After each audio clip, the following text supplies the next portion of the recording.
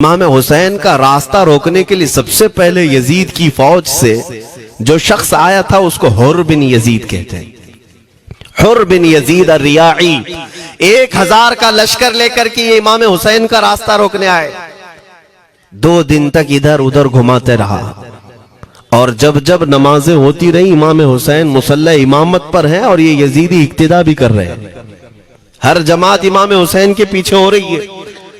لیکن میں آپ کو بتاتا ہوں 10ویں محرم سے پہلے امام حسین نے خطبہ دیا اور یزیدیوں سے کہا کیا تم میری حیثیت کو نہیں جانتے؟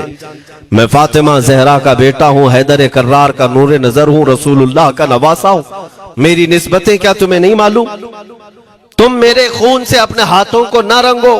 میں تمہارے پاس آپشن رکھتا ہوں، میں اس راستے سے اپنے واپس مدینے کی طرف جاتا ہوں یا کسی ساحل کی طرف یا دمشق جاؤں گا. جنگ کرنا نہیں چاہتا تم سے.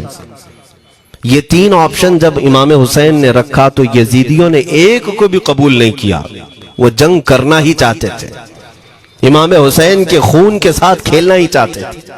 لیکن جو حر بن یزید ہے، توجہ چاہتا ہوں، جو خود امام حسین کا راستہ روکنے کے لیے آیا، اس کے دل میں یہ بات آئی اور اس نے آ کر کے 10ویں محرم کو یزیدیوں سے کہا میاں مان لو حسین کی بات، 3 میں سے کوئی ایک بات مان لو، ہم جنگ نہیں کرنا چاہتے، وہ رسول اللہ کے بیٹے ہی تو ہیں.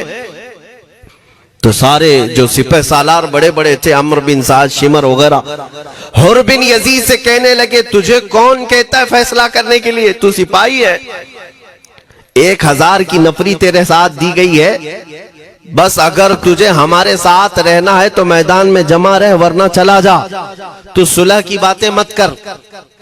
حر بن یزید اسی دن 10ویں محرم کو ان یزیدیوں سے کہتا اچھا اگر تم میرے اس بات کو نہیں مانتے تو تمہاری سپہ سالاری تمہیں مبارک میں حسین کے خیمے میں جا رہا ہوں.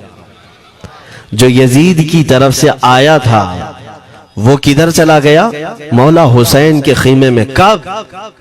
صرف 10ویں محرم، ایک روایت میں 9ویں محرم کو، 1 دن پہلے امام حسین کے خیمے میں آیا، دست بوسی کی، معافی مانگی اور امام حسین نے کہا اب تم جا سکتے ہو اپنے گھر.